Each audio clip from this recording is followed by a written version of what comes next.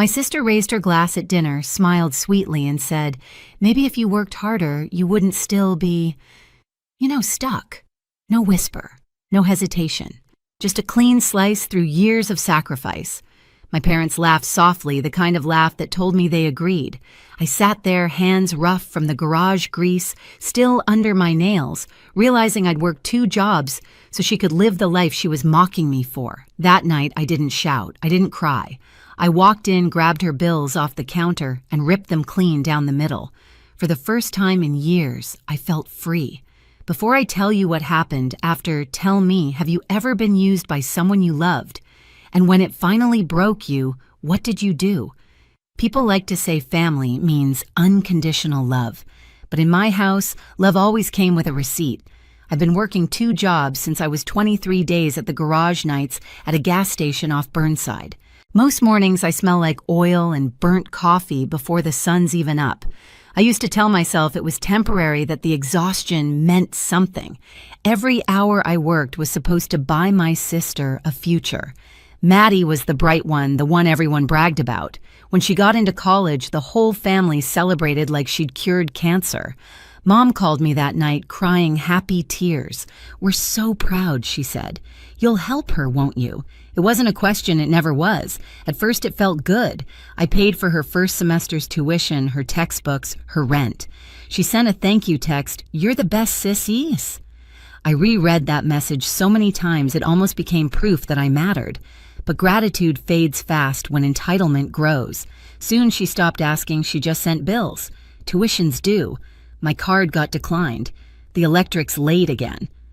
Every message started to sound like a command. I'd open my banking app, move the money, and tell myself she'd pay me back after graduation. But deep down, I knew she wouldn't. While I skipped meals to keep her lights on, Maddie filled her feed with rooftop dinners and designer bags. Had hard work pays off. The first time I saw that caption, I laughed out loud, the kind of laugh that hurts your throat. I showed Miguel, a coworker at the garage, one of her posts. "She doesn't appreciate you," he said, wiping sweat off his neck. "You're breaking your back for someone who's breaking your spirit." I told him he didn't understand. "She's my sister." He looked at me for a long moment, then said quietly, "Exactly." That night I got home around midnight, dropped my boots by the door, and opened the envelope with her latest rent notice. The amount circled in red was higher than my monthly paycheck. My stomach twisted. I thought about how many oil changes it took to pay for her weekend brunches. I told myself I'd say something, set boundaries, but the next day came and I didn't. Instead, I wired the money again because that's what good sisters do, right? We hold the line until it breaks us. But something in me was starting to splinter. Every shift felt heavier, every dollar smaller. I could feel a storm building, quiet but steady under my skin. And the thing about storms is they always find their moment to break. It started small, the kind of moments you could almost excuse if you wanted to. Maddie called one night, her voice sugar sweet but clipped. "Hey, the landlord raised rent again. Can you cover it till next month?" I was in the garage, halfway under a pickup, my phone wedged between my shoulder and cheek. "Didn't I just pay last week?" She sighed like I was inconveniencing her. "Yeah, but this is different. I'll pay you back, promise." She never did. That's how it always went. The emergencies never stopped. They just changed names, textbooks, new laptop, car insurance, a little extra for groceries. I wanted to believe she was struggling, but each lie came dressed in designer clothes on her Instagram feed. Every post felt like a slap, cocktails on rooftop bars, weekend getaways. The caption, "Manifesting Abundance." I didn't confront her. Not yet. I was raised to keep peace, not start fires. But the peace was starting to choke me.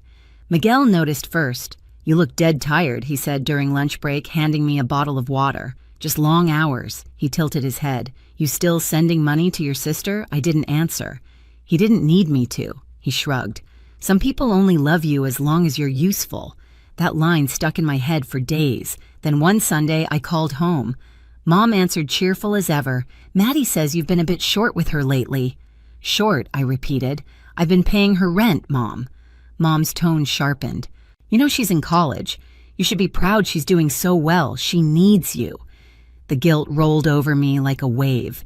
Somehow, even after everything, I still wanted her approval. But something cracked the night Maddie called about her study abroad plans.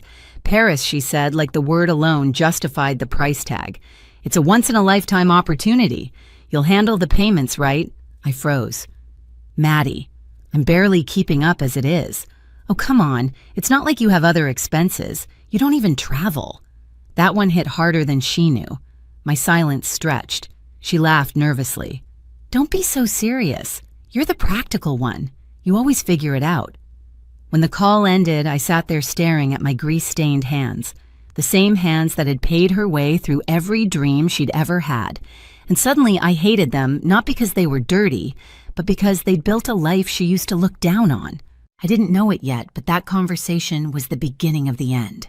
The night of the family dinner, I almost didn't go. Miguel told me not to. You already know how it's going to be, he said, tossing me a rag to wipe the oil off my hands. He was right, but guilt wins over instinct. It always does.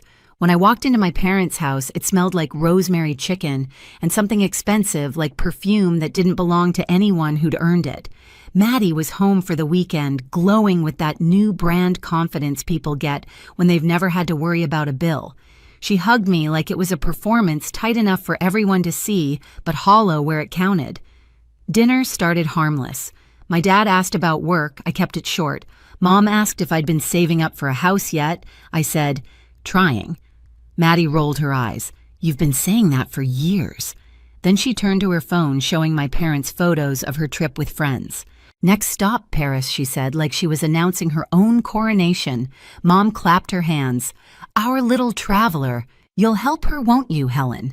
The words landed like a command, not a request. I swallowed hard. Maybe it's time Maddie got a job. That's when she looked right at me and smiled the kind of smile that cuts without drawing blood. Maybe if you worked harder, you wouldn't still be, stuck. The table went silent. Forks froze midair.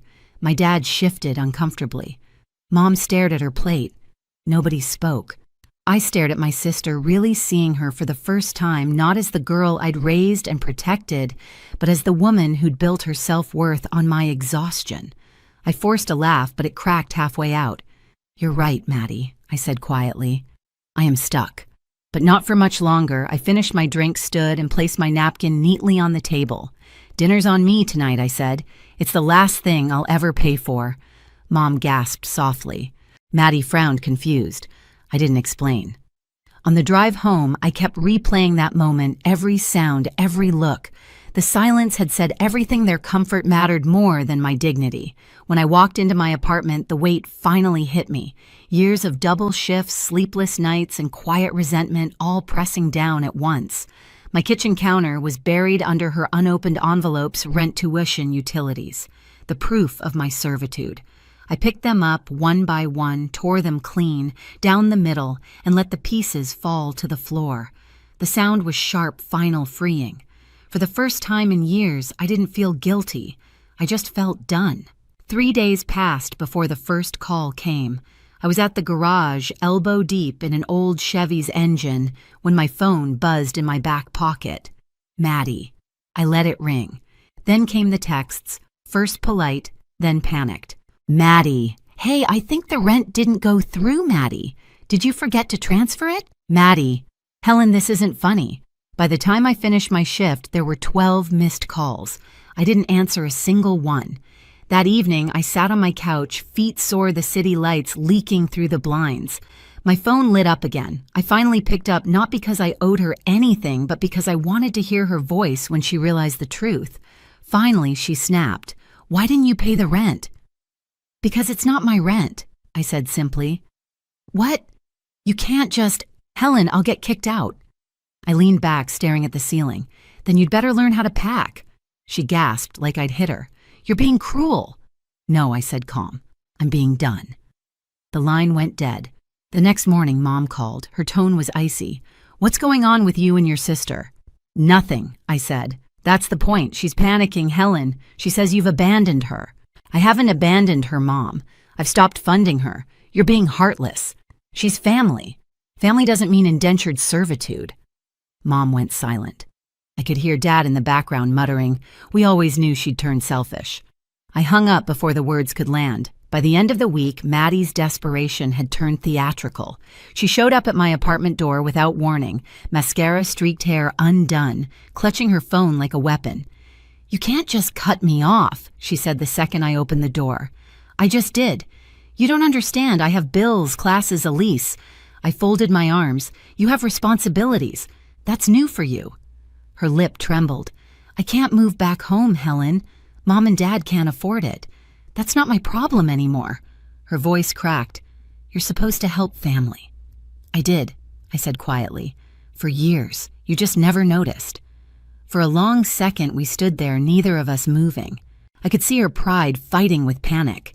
Then like a switch, her eyes hardened. "You think you're better than me?" she hissed. "You'll regret this. Maybe I said closing the door, but at least I'll sleep tonight." That night the messages started again, but not to me. Maddie had gone public, her social feed filled with vague posts. Sometimes the people closest to you turn out to be the coldest. Betrayal hits hardest when it's family. Mutual friends reached out. Some asked what happened. Others sent screenshots of her new GoFundMe link captioned, "Blindsided by betrayal trying to get back on my feet." I laughed so hard I nearly cried, but the laughter faded when my Aunt Teresa called.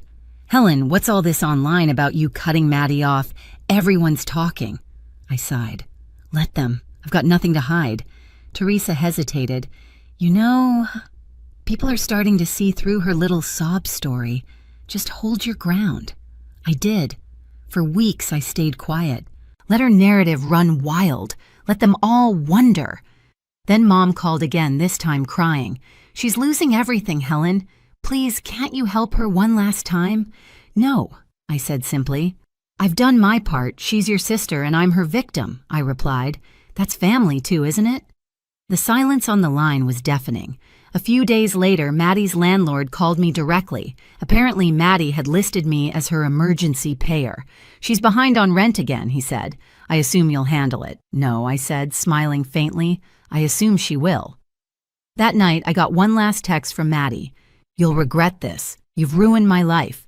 I typed back, "No, Maddie. I just stopped financing it." And then I blocked her.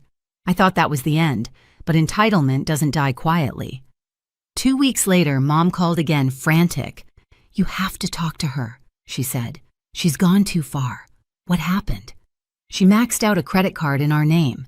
We didn't even know she had it." I sat there staring at the wall, half in disbelief, half in grim amusement. "How much enough to ruin our credit?" Mom whispered. "We can't pay it." For a second, I almost felt sorry for them. "Almost. You told me I was heartless," I said. "Now you see what happens when you keep feeding someone who only takes. Please, Helen, help us fix this." "No," I said again. "You raised her. You can clean up her mess." When the call ended, I stood by the window watching the streetlights flicker against the rain. It wasn't satisfaction I felt, it was peace. The kind that comes after a storm finally breaks. But peace never lasts long in a family built on guilt. That weekend, Mom hosted a small gathering. I hadn't planned to go, but Aunt Teresa called and said, "Maybe it's time you tell your side." So I went. The minute I walked in, the room fell quiet. Maddie was there, pale eyes ringed in red. She avoided my gaze. Mom started Helen. "Maybe we can talk calmly." "No," I said, stepping forward. "Let's not pretend this is calm." I looked at Maddie. "You want to tell them why you can't afford your lifestyle anymore?" She glared at me, silent. So I told them myself. I laid it all out, every transfer, every rent payment, every tuition deposit. I didn't raise my voice. I didn't need to. I just spoke. "Every luxury dinner you saw on her feed." I said, "Every trip, every new bag, those weren't her rewards. They were my overtime." Dad opened his mouth, then shut it again. Mom's hands trembled. Maddie's lips quivered, caught between rage and shame. Finally, she shouted, "You're lying!" I reached into my purse, pulled out a stack of folded papers, copies of payments, bills, receipts, and dropped them on the table. "Then explain these." Silence.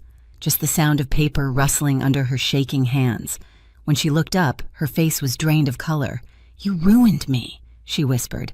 "No, Maddie," I said softly. "You did that yourself." I turned to leave, but before I reached the door, I looked back one last time. "You all taught her she could take without giving," I said. Don't act surprised that she finally took too much.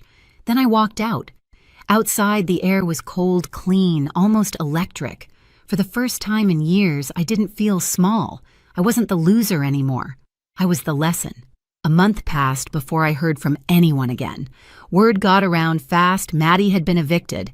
She'd moved back into my parents' house, dragging her suitcases and shame through the same front door she used to brag about never needing again. Mom stopped posting family photos. Dad avoided my calls. The silence told me everything. Miguel asked one night while we were closing up the shop, "You ever think about talking to them again?" I shook my head. "I already did. They just didn't listen." I went home, sat by the window, and looked at my hands, still rough, still stained, but steady now. For the first time, they were working for me. Maddie could twist stories, Mom could guilt trip, Dad could ignore, but none of that mattered anymore. The weight I'd carried for years was finally gone. I didn't win a fight. I just walked away from one I should have never been in. I used to believe family meant sacrifice. Now I know it means responsibility, especially to yourself. Some people will call you selfish the moment you stop letting them drain you. Let them. Peace is louder than their guilt. I spent years mistaking sacrifice for love, thinking that bleeding for others proved my worth. It didn't. Setting boundaries did. My sister still blames me for her downfall. My parents still whisper that I changed. Maybe I did because this time I chose myself. If you've ever been the one holding everything together while they took you for granted, I see you. Tell me what was the moment you finally let go, and if this story hit home, stay a while. There's more to tell.